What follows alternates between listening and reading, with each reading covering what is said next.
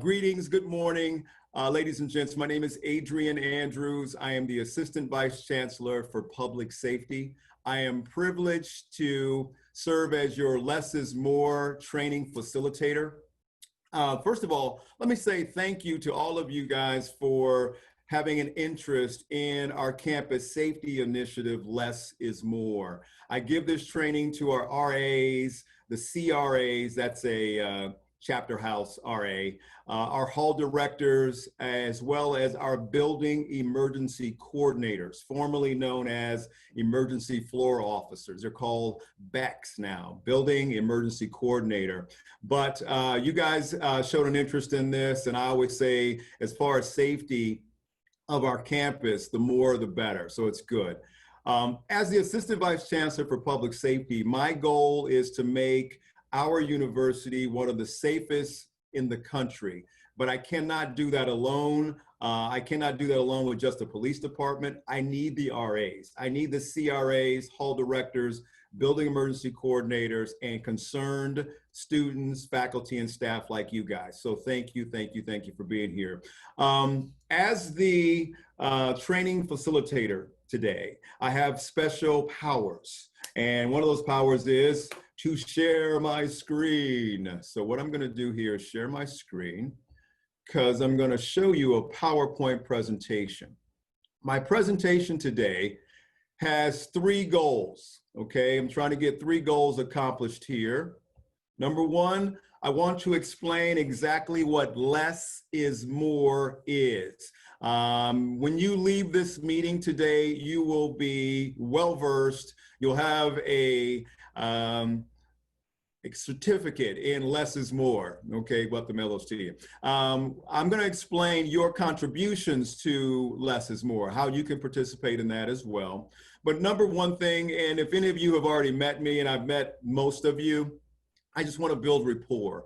I wanna make you feel comfortable enough to approach me, send me emails and say, hey, Adrian, have you ever thought about this to make our campus safer, okay? Always feel free to ask questions, offer suggestions on how to make our program better.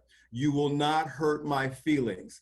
And the Chief Robert Rangel will attest that I always say that not one of us is smarter than all of us. So please, give me the suggestions. I want to tell you some stories about my previous career, introduce myself to you. So you may walk away with, this guy's a little goofy, but at least he's approachable. A goofy and approachable, I can live with that. So that's what we're gonna do today. Here's a picture of me. That's me with my bald head, with my back to you, as we're doing drills with our young people, but we'll talk more about that in just a second. Let's go through the overview. Okay, this morning, I want to introduce you to Adrian Andrews. I want you to know who I am. And like I said, I want you to feel comfortable coming up to me making suggestions, because I take all suggestions. Even if some of them are wild and outlandish or whatever, we can bring them back to reality and what we can do here. So I love the idea. So please, feel free to do that at all times. I'm going to share some stories with you, maybe even show you like one of my earliest baby pit photos. Okay. That's not my earliest baby photo. That's the horned frog. Okay, here we go. We're going to talk about the shuttle bus driver shooting in 2017. That was a moment in our background as far as TCU that changed the way that we respond to emergency procedures on campus. And I'll talk to you about that. I'm going to explain what less is more really is all about. Spoiler alert, LESS is an acronym for something, and we'll talk about that. We're going to talk about training our campus. This is a part of training our campus. We'll talk about briefing the RAs, hall directors, and building emergency coordinators, but this is a part of our training the campus as well. The more people on our campus know what to do during a moment of crisis, the better, okay? Frequently asked questions. I've given this presentation several times over the last 2.5 years. And the questions They range from just the craziest things you've ever heard to just some very simple things. We've got, and I've made a list of the frequently asked questions, so we'll get a hold of those. But what I also want to do, and we're going to use some of the technology to use the question and answer box. We don't have the chat. But I want to, when I'm done with the presentation, I want to open the floor. I have two incredible panelists with me, the Chief of Police, Robert Rangel, and the Director of Emergency Management, Sean Taylor. And they'll be part of a panel that can answer any question you have about safety here on our campus, okay? All right, let's, who is this Adrian Andrews guy? That's a good question that I've been pondering for a minute here. Let me show you a couple of photos from the previous job. Before I came to you in 2017, I was a special agent with the United States Secret Service for 28 years. And here's some photos from back in the day. This picture here of me and George W. Bush. This was in the year 2000, 20 years ago. You see me right over the president's shoulder there. That was after the election of 2000. We did not know who our president was going to be for 30 days. I am going to tell you today, 8/25, we may have another situation like that later on this year. I'm just saying. Okay, we were going down to Texas to pick up the new president because the Supreme Court said stop the vote counting in Florida.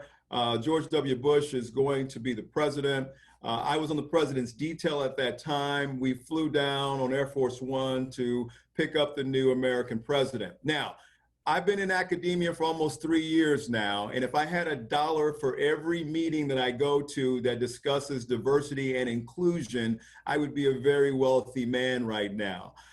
This picture of the young African-American special agent with the Secret Service rocking the 1970s mustache and the Kango. That's the name of that hat that's on my head. And then you have the Caucasian American president rocking a cowboy hat, which has got to be a count of 700 beaver skins or whatever. Nothing says God bless America like that photo as far as diversity and inclusion. All right, you know the bald guy now with the goatee and this metallic tie, it looks like. Okay, but by the side of his head, the gentleman I'm shaking hands with, does anyone know who that is? If you said Vladimir Putin, you win the prize. Ding, ding, ding. Putin was at the ranch meeting with George W. Bush. I did the lead advance for the president of Russia visiting our president. He's shaking my hand at the airport, telling us that we did a good job. For all of you Putin fans, and you know who you are, who think this guy is some tough guy because he rides bareback, bare-chested on horses throughout Russia. Okay, if you've not met me, I am 5'10", 190 pounds. I am looking down at this man and he shakes hands like a 7-year-old. I'm just saying. That's the Putin. All right. Okay, down here, this squad of men here is the president's counter-assault team. Their main mission in life is if there's an organized terrorist attack on the president, these guys who ride in the helicopter or they ride in vehicles in the motorcade, their whole sole purpose in life is to stop the attack. It's to get into a battle with the attacking terrorist group and eliminate them, basically. These guys respond to multiple attackers, rocket attack, automatic weapons. That was a fun assignment. Now, when you go to the president's detail, you don't get to stand next to the president with suits on until you do what they call a satellite assignment. Now, you could be on the First Lady's detail, no, or you could go to the transportation section when you drive the cars. Not my cup of tea. Or you could be on the kids detail. No. Or you could be on the counter assault team. I chose the counter assault team. All right, here we go. Here's a picture of former President Barack Obama visiting Oklahoma. At the time, I was a special agent in charge of the field office in my hometown. It was amazing. The President of the United States came there to tour a pipeline in Oklahoma. Now, before this picture was taken, I used the experience of a person who'd been on the job for 25 years. And I looked around and I said, okay, that's the president's podium, because you can see it says President of the United States right there on the front. Okay, that's where the president's going to be. I said, okay, if the president's podium's right there and the press is directly across here, if I stand right here, my mother will see me on TV. And she did. This picture was in the paper the day after, in the Daily Oklahoman. That's the daily paper there. And of course, it had me. I was just a blur, and the president was totally in focus. I called the newspaper and asked, could I get a copy of the picture? The reporter, the photographer says, sir, you're gonna have to go to our website. I said, listen, big guy, this is not my first day at the rodeo. If you took a picture of the president and it's in the paper, you probably took 20 shots. He said, let me call you back. 30 minutes later, he calls me back. He says, hey, I have one where the president's blurry and you're in focus. I said, send me that one. So that's that. All right, so here's the deal. People ask me all the time, well, what does the Secret Service have to do with school safety? Well, I'll tell you. In 1998, the Department of Education, the Department of Justice, and the Secret Service collaborated and created the National Threat Assessment Center. The National Threat Assessment Center writes guidelines and policies on school violence, and they've been doing that for more than 20 years. The Secret Service has actually interviewed 27 young people who have attacked universities and high schools. We've learned what motivated them, what they were looking for, what they were trying to accomplish. So the Secret Service, I look at it as it prepared me for this position. People ask me all the time, Adrian, how does that small, insignificant little job that you used to have prepare you for this enormous task that you have now? I said, well, thank you for asking that question, Chancellor Boschini. But I tell people all the time, I used to travel the world protecting very important, famous people. Now I travel to Fort Worth. I protect very important, not yet famous people. See what I did there? Okay, moving on. It's enough about me. Let's talk about a day that changed the way we notify anyone on this campus about a life-threatening situation. Most of you, I saw the names of the folks who clicked on. It may have been a couple of new people, but most of you were here November 7th, 2017. That was my 60th day, 60th day on the job. I've been here 2 months. And it's also the day, like I said, that changed how we handle emergency situations. At about 7 o'clock in the morning, a shuttle bus driver by the name of David Mitchell, this guy, David Mitchell, parked his shuttle bus near the stadium, got off of his bus, and walked over to another shuttle bus driver's bus, and then he got on the bus, and the two men started to talk. The other driver was this man. His name is Eric Hampton. Both of these gentlemen worked for a third-party contractor that we no longer employ by the name of Roadrunner. These guys had worked together and were reported to have been very, very good friends. So when David got on the bus with Eric, the two men began to argue. The argument grew so heated. This guy, Eric, this guy pulled out a gun out of his duffel bag, pointed it at David Mitchell, and fired his gun. Bang! He missed him. Well, David Mitchell wasn't going to stick around and find out this guy was going to shoot at him again. He jumped off the bus. When he jumped off the bus, he fell to the ground because he severely twisted his ankle when he landed. but he got up and he tried to hobble and attempted to make it to his bus so he could drive away. I say he attempted to get to his bus. He never made it. This guy down here, Eric Hampton, the shooter, put his gun back in the bag, but then he revved his engine, used his shuttle bus to run over David Mitchell. Yes. So where was I during all of this? Well, I was where you will find me every morning at this time. I was like this morning, I was at the rec center. I was getting my workout on. I received a call from our crisis communications specialist, Ms. Holly Ellman, and she says, Adrian, there's been a shooting and 2 shuttle bus drivers are involved. So I called the TCU Police Department, but they had already called for the lockdown. Chief Rangel had already activated the lockdown. By the time I got to the PD, I went there in my shorts and gym clothes. I went there and the PD was receiving calls saying that 2 shuttle bus drivers were driving through campus shooting people. 2 shuttle bus drivers driving through campus shooting people. Thank God that was wrong. Initial reports are usually always inaccurate. People hear things and they hear it differently. They're mostly all the time inaccurate. Thank God this was wrong. The chief of police, who has since retired, who was the chief at that time, called me from the scene, and he said that the paramedics had transferred the gentleman who got ran over by a shuttle bus. And then we asked about the shooter, and he said he was nowhere to be found. Okay, fast forward 2 hours.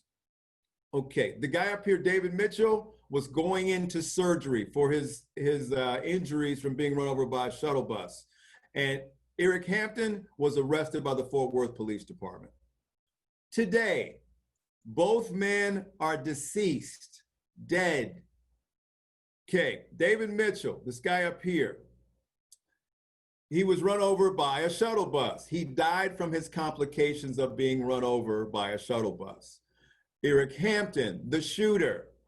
Eric Hampton was released on bond and decided to take his own life. That's what happened with those guys. So what did we learn from this whole situation with these gentlemen, this violent episode that happened on campus? What did we learn? We learned a few things. Number one, we look at the TCU alert. It's coincidental that we're going to be having a TCU alert later today. But we looked at the TCU alert and we discovered that we had 44 messages, 44. They hired a professional voice actor to come in and record 44 different messages. One of the messages was, the building has blown up.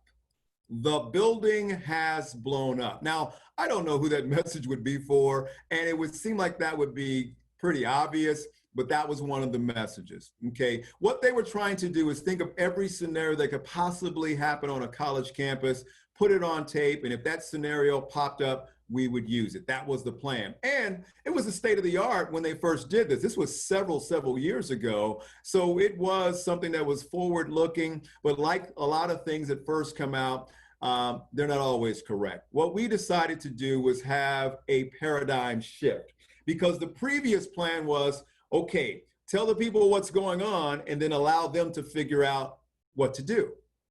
Our paradigm shift was, tell the people what you want them to do, and then we'll fill in the blanks as to why we're having them do that, okay? Tell them what we want them to do, and then we will fill in the blanks with emails, text messages telling you why you're doing what you're doing. And that's how less is more was born. All right.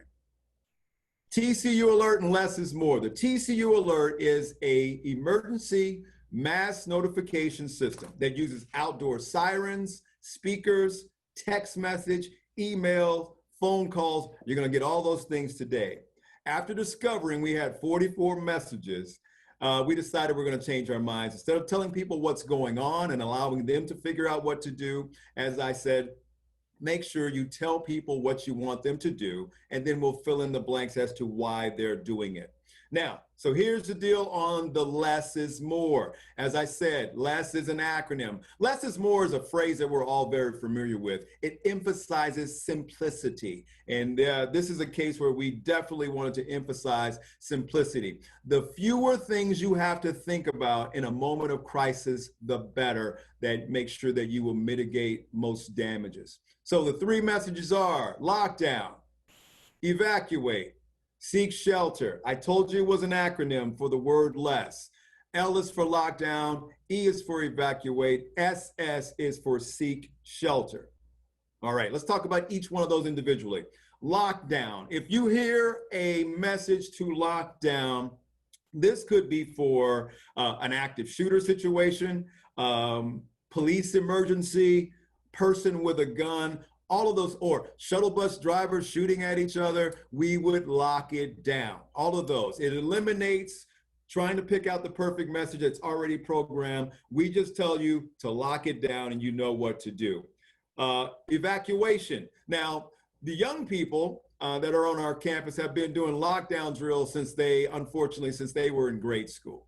It's a brand new concept to a person my age. I'm 56 years old, and we never did lockdown drills. But we did do evacuation drills. And why would we evacuate? That's usually for a fire, but there's other scenarios where we could do an evacuation as well, including a gas leak. If there's a gas leak inside that building, especially in our lab buildings, we would want the folks to get out and report to a certain spot. If there was a credible bomb threat, someone called in a bomb threat and we saw what they were describing, we would definitely want to evacuate that building. Seek shelter. Now that's usually reserved for severe weather in the area, okay? So what do we do for a lockdown? Let's talk about that. Run, hide, and fight. This is a test question later on. There's three things for lockdown. Run, hide, fight. Okay, let me explain which you would do and which scenario. During a lockdown, you would run if you know that you can get away. I always use the picture of if you see a shooter at the fountain in the commons, he's at the frog fountain and he's shooting people, and you're at the arch of the blue, you need to turn around away from the fountain and run as far and as fast as you possibly can. You run when you know where the shooter is and you know you can get away, okay? Hide. When would you hide? If you do not know where the shooter is, we ask that you hide. And we'll go into all the different things you do when you hide a little bit later. And lastly, fight. When do you fight in a lockdown situation? Only if the shooter comes into your space and you have no choice. All right, so run, hide, and fight for lockdown. Now, evacuation. The thing you need to be concerned with the evacuation, number one is your immediate way of evacuating that building. A lot of times, especially our young people, they get so trained into going in and out of the same exit all the time because that's where everybody else goes. But their nearest exit may be to the right or to the left. We ask them to take the nearest exit and then go and report to your rally point. Going to one designated spot on campus that we have looked at, and we've thought about all different scenarios as to how we choose a rally point. We choose ones that are easily recognizable. We make sure that it's far enough away that if the building falls because it's on fire, it doesn't fall on you. And we try not to have you cross any routes where the fire trucks are going to be. It would be a terrible day to leave a burning building only to get run over by a fire truck. That would be a bad day. So rally points. And then as far as seek shelter, you want to go to the safest area of your building during a storm, during a tornado, because you want to go to the lowest floor and stay away from exterior windows. Lowest floor, stay away from exterior windows. During the drills with the young people, they're going on for the last 4 nights. We have 2 more nights left where we do all of the resident halls on campus. We do those twice a year. We do the other buildings on campus once a year. But we have eliminated the seek shelter portion because seeking shelter, having everyone in a residence hall, packing into a very tight space, is not going to be possible due to the evil COVID. So we're not doing those, but people need to know exactly where they would go in case of that situation. All right. Now what I'm going to do is close my mouth for a couple of minutes because you guys are probably getting bored with that. I'm going to show you this excellent video that was produced by a young man by the name of Zach Gutierrez. If that last name sounds familiar, there's a reason, because that is Brian Gutierrez's son. Zach is an amazingly talented young man, and it's just so pleasant to work with. Please allow me to show you this 2-minute video on lockdown. Okay.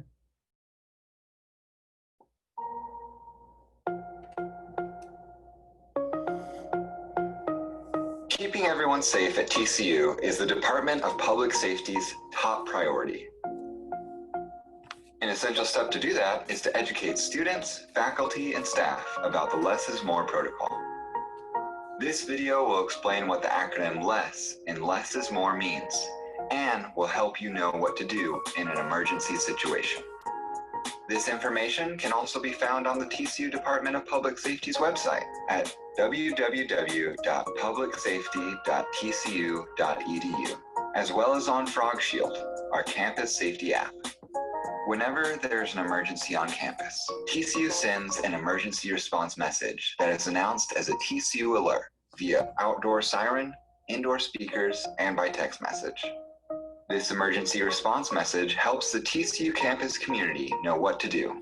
Detailed information about the emergency will be sent out through text message and email as soon as details about the situation are known.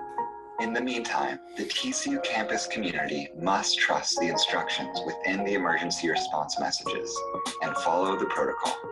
There are 3 different emergency response messages that make up the acronym L.E.S.S. LESS.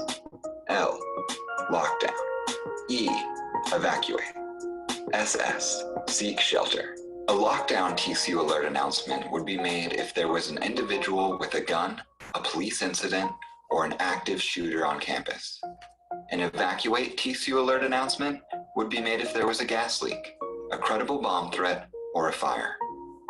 A seek shelter TCU alert announcement would be made if there was a violent storm in the area.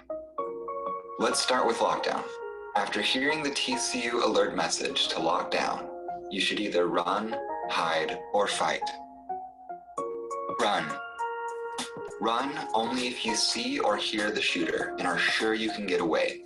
You do not want to run into the crisis area. If you are outside or are sure that you can safely run away, then run. When running, try to make yourself a more difficult target. Don't slow down or turn around. Just keep running till you get to a safe place. Once you're in a safe place, call 911 or TCU Police at 817-257-7777. If you are outside during a lockdown announcement, you should get off campus immediately. This is also known as getting off target. The shooter is concerned with a particular target area. Thus, the sooner you can leave that target area, the better. If you are off campus, stay off campus. Hide. Hide if you do not know where the shooter is and you happen to be on campus. If you are on campus and in a classroom, TCU Police will cause the doors to all classrooms and buildings to lock down. Once all doors have automatically locked, begin blocking the doorway with furniture and heavy items, like a file cabinet or desk. Use whatever you can to block any view into the room. Turn off the lights, do not make any noise, silence your cell phones, and remain absolutely quiet. You want the shooter to think your classroom is a locked and empty classroom. Do not allow anyone in that space. Remember, police will have keys to open the door. This can be difficult to do, especially if someone is begging you to let them in. However, do not open the door to let that person in, because the shooter could be right behind them. Fight. Fight only as the last resort. If the shooter enters your hiding space, it's time to fight. Use any nearby objects like a fire extinguisher, heavy book, or scissors to act as weapons. Your greatest weapon is your element of surprise and strength in numbers. If there are others nearby, use surprise and numbers to startle, overwhelm, and defeat the shooter. After a lockdown has been announced via outdoor sirens and indoor speakers, you will get a TCU alert message on your cell phone informing you of the latest safety information and why you are being instructed to lock down. When the crisis is ended, TCU will send out the all clear message through the TCU Alert Emergency Mass Notification System via your cell phone, email, and phone call. Okay, that's lockdown. If you have any questions, please go to the question and answer, type those in. But before that, June 1st, 2015, June 1st, 2000, that's my way of saying once upon a time. June 1st, 2015, I can't believe it's been 5 years now. A 19-year-old college freshman is in her Spanish class when she hears two muffled explosions. Bang, bang. She looks around the room and the other students are writing notes. The professor is at the front of the class at the dry erase board trying to conjugate a verb in Spanish. The 19-year-old college freshman shrugs her shoulders and decides maybe she better refocus. 2 minutes later, let's say it's 10:08 a.m., the 19-year-old college freshman, along with the rest of her class, gets a cell phone text message. It says, campus lockdown, active shooter. She looks up. All the classmates are making eye contact now. She looks back down at her phone and it says, the shooter was last seen at the engineering building, which is just across the courtyard from the Spanish class. 2 minutes later, 10:10 a.m. Pacific Standard Time, 12:10 p.m. Central Standard Time. The 19-year-old college freshman calls me, her dad. Yes, the 19-year-old college freshman is my one and only child, my daughter, Logan.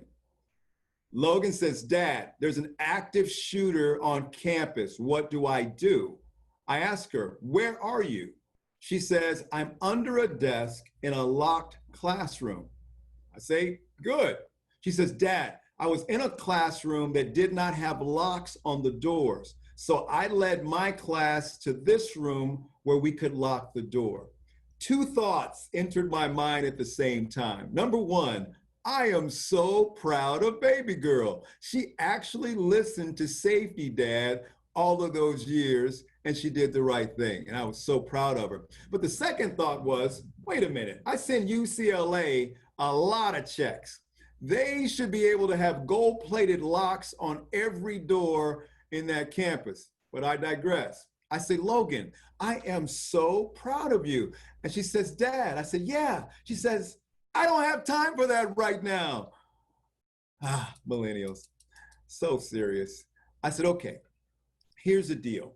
I said, you've locked the door. That's great. What I need you to do is do not open that door for anyone. When the good guys get there, they will have keys. If you can see inside that room, if there's that glass pane on the door, I need you to cover that right now. Turn off the lights. Tell everyone in the room to turn off their cell phones and not to make any noise. And if anybody tries to get in there, you're not there. You want the shooter to think that he has come across a locked and empty room, okay? I said, and the last thing, I need to know this. I said, if the shooter does come in your room, I do not want you to huddle in a corner with the rest of your classmates and die. I want you to fight. Do you have something that you can use that you can fight? She says, yeah, I have my pucks. I said, you have your what? She said, my pucks. My daughter carries 2 hockey pucks in her book bag. She grew up in my house. What can I tell you? So 2 hours go by and the good guys show up and they released the Spanish class. My daughter is fine. She graduated last year. She's still working at UCLA. She's fine. I tell you that story for two different reasons. Number one, ladies and gentlemen, these are best practices from across the country and across the world. Unfortunately, we have a lot of material we can sift through to find out the best case scenarios on what to do during an active shooter situation. And if I tell this to the person I love the most in the world, don't tell my wife, but she probably already knows. If I tell my one and only child, this is what you should do, that's why I would bring that information to you. So that's why I tell you that story. Okay, we're gonna move on from lockdown and we're gonna go and evacuate. This one's about 90 seconds long. Now that we've talked about what the L in less means, let's talk about what the E stands for, evacuation. Remember that an evacuate TCU alert announcement would be made if there was a gas leak, a credible bomb threat, or a fire. After hearing the TCU alert message to evacuate, you should immediately leave the building using the nearest available exit to report to the building's designated rally point. Rally points can be found online and on the Frog Shield app. Take only essentials with you: eyeglasses, ID, medications, wallet, and phone. Do not pack belongings. If you have time, turn off potentially hazardous equipment and close the door to the room as you exit. Leave the building by the nearest, safest exit. Avoid using the elevator. If you are able, ask and provide help to those who need assistance in evacuating the building. Remember to meet at the designated rally point. And if you need special assistance evacuating the building, contact campus police at the extension 7777 or 817-257-7777. Okay, that's evacuate. L is for lockdown. E is for evacuate. Evacuation is for the fire. We all done the fire drills. We know how to do those. But also, if there's a gas leak in your building, chemical ethyl methyl bad stuff gets spilled inside the building, you want to make sure you get out. And then as far as a credible bomb threat that is in the building, we definitely want people to evacuate and go to their rally point. All right, this is the last one as far as this series. This one is on seek shelter. Sorry, it went to the wrong one.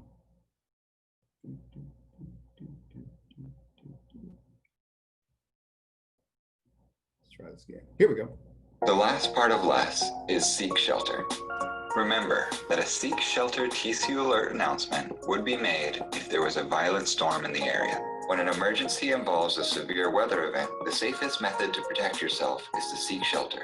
You do this by going to the lowest level of the building and getting as far away from exterior windows as possible. When you leave, take a cell phone with you. If available, take a flashlight and a radio or a designated emergency kit to track the emergency status. The seek shelter location should be at the lowest, most interior location in the building. You want to put as many walls between you and the weather emergency as possible. If you are able, help others who need help getting to the seek shelter location. Please keep telephone lines free for emergency responders. Do not call 911 for information. Remember, the 3 emergency responses we follow at TCU go by the acronym in less is more. L stands for lockdown, E stands for evacuation, and SS stands for seek shelter. If you remember this acronym and the associated protocol, you will be prepared at TCU regardless of the emergency situation. TCU will always do its best to ensure a safe and secure campus. And you can help us by staying informed, educated, and alert.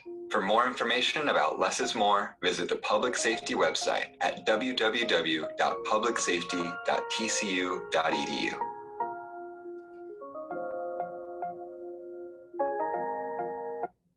That Zach Gutierrez is one talented individual. He really worked hard on that. It was a great, great project, and he did us proud. Seek shelter. If you have a serious situation on campus, one of the 3 life-threatening situations that we will announce over the TCU alert is seek shelter. Things to consider there is to make sure you get to the lowest floor of the building. That's the safest. It's built to withstand and hold up the rest of the building. It's actually the strongest part of the building. You have the concrete foundation and you have wider beams to make it the strongest. People always know, and also stay away from exterior windows. Everyone knows that if a window blows in because of wind speeds that make the window blow in, those are like 1,000 knives coming at you and you could be shredded. But also something to think about, Category 5 tornadoes, 250-mile-an-hour winds can actually peel up concrete and fling it. Stay away from exterior windows. Okay, that's seek shelter. All right. This is a small video here showing when we were conducting drills with our young people. We're right in the middle of that process. We're doing those tonight and tomorrow night, and we'll be done for the semester. But this is how we do it when we do the Less is More drills for the residence halls. This is Imani Wimberly. He was the hall director there, and he's briefing his RAs to make sure they know what to do during one of these drills. You will just direct everybody to the grassy hill over here in between us and the wreck. So no matter what door they go out, you'll just say walk around to the grassy hill by the wreck. And they'll see a huge group of people, so they should know how to get there on their own. Attention, attention. This is a TCU alert. This is only a drill. Repeat, this is only a drill. Campus on lockdown. Go into the nearest room and lock doors. If this were a real emergency, you would be told of possible deadly situations with more updates to follow. This is only a drill. Attention, attention. This is a TCU alert. For seek shelter, you go to the lowest floor of the building and stay away from windows. You're doing great. Attention, attention. This concludes the seek shelter drill. This is an official all clear. Attention, attention. This concludes the seek shelter drill. This is an official all clear. Repeat, all clear. Attention, attention.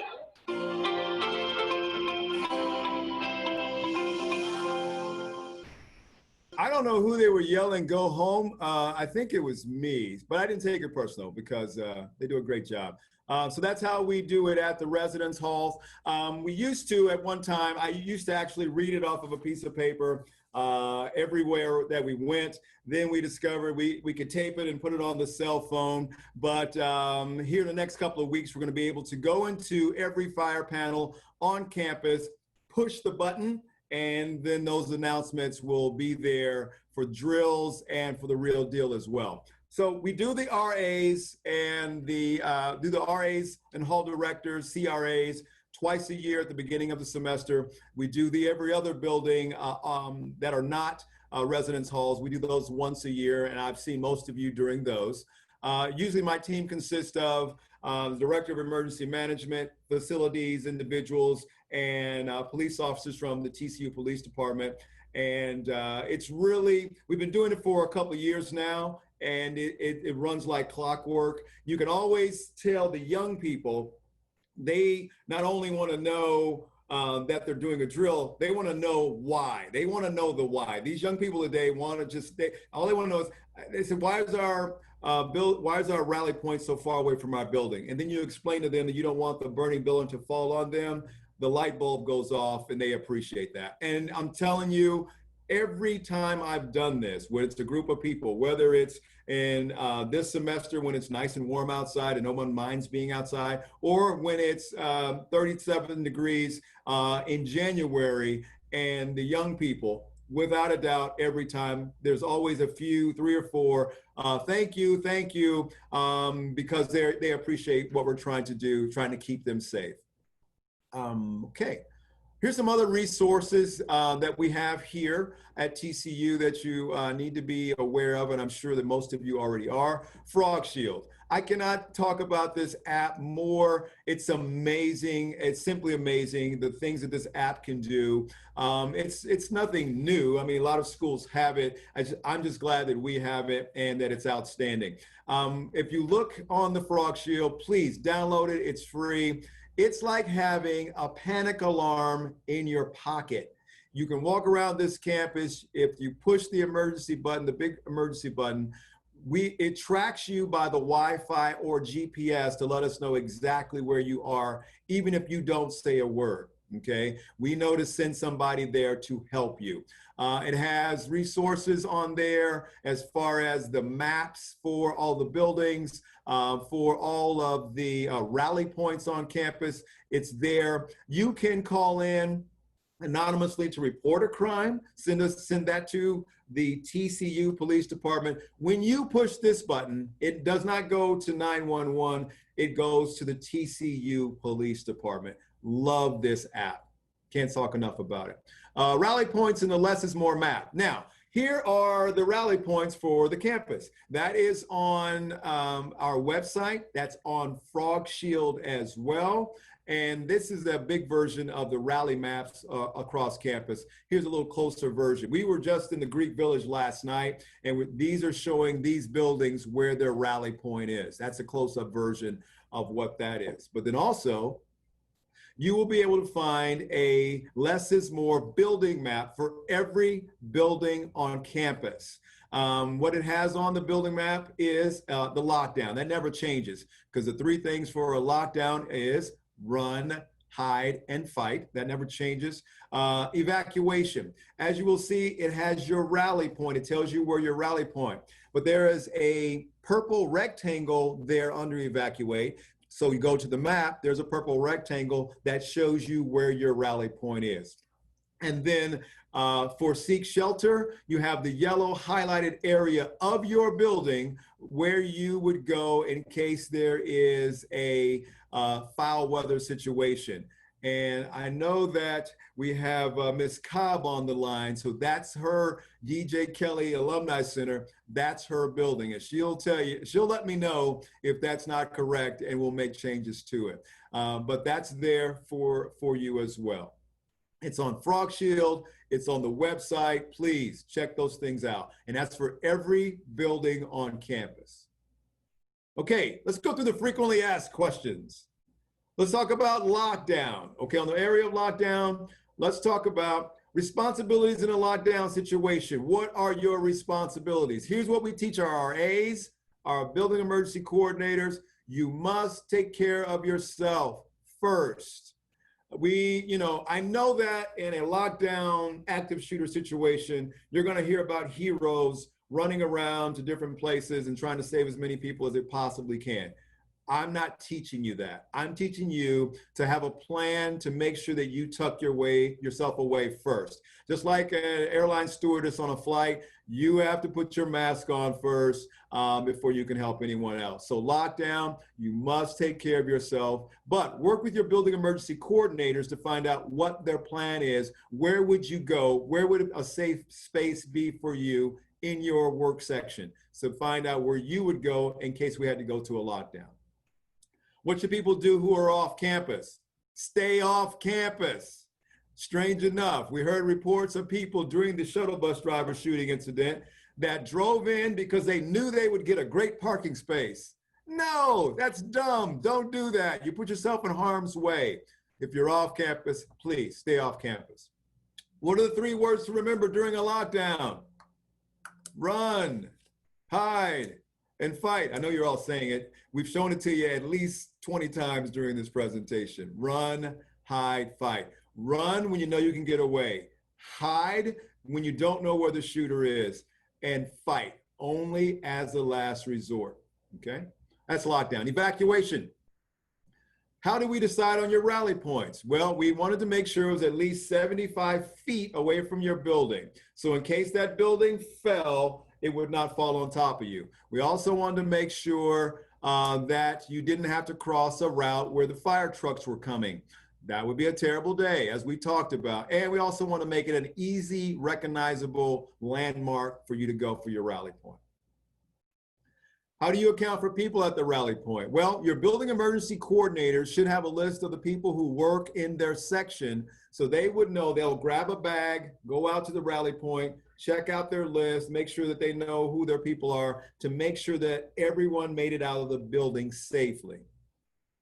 Does it matter which exit is used? Yes, the nearest one. It's not the one you probably use all the time, but the nearest exit. The goal is to get out of that building as quickly as possible and get to the rally point. Seek shelter. Here we go. What if there's no basement in the building? The first floor will have to do, okay, if there's no basement in your building. Why is the lowest floor the safest floor? It has to maintain the structure. It's got the concrete slab underneath it. It's the strongest floor according to the engineers.